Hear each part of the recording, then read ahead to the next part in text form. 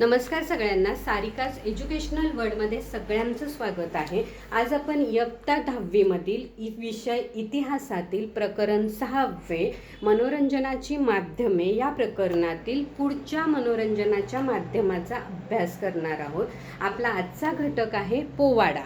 पोवाडा हे मनोरंजनाचे माध्यम तर आहेच आहे, पण त्याचबरोबर पोवाड्याचं वैशिष्ट्य म्हणजे तरुणांच्या मनामध्ये किंवा ऐकणाऱ्यांच्या मनामध्ये उत्साह आणि स्फूर्ती देणारा घटक किंवा माध्यम म्हणजे पोवाडा होय। हा जो पोवाडा आहे, हा पोवाडा गद्य आणि पद्य या दोन्हींच्या मिश्रणातून सादर केला जातो।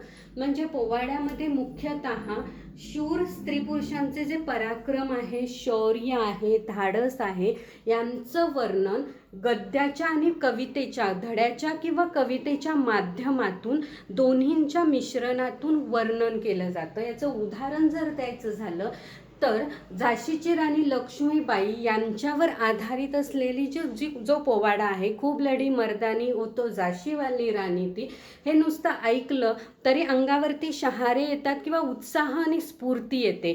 त्याचप्रमाणे सगळ्यांना माहीत असलेला आपल्या छत्रपती शिवाजी महाराजांवर आधारित अज्ञानदास या कवीने लिहिलेला अफझलखान वधाचा जो पोवाडा आहे, तो पोवाडा फक्त ऐकला तरी आजही तरुणांच्या मनामध्ये एक वेगळ्या प्रकारची स्फूर्ती तयार होते, अंगावरती शहारे येतात।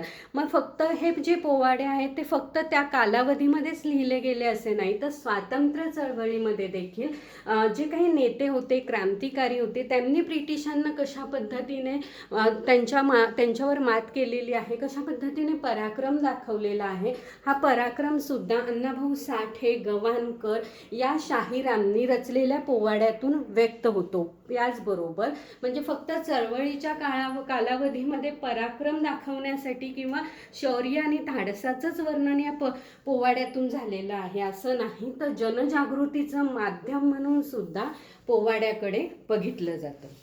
थँक्यू।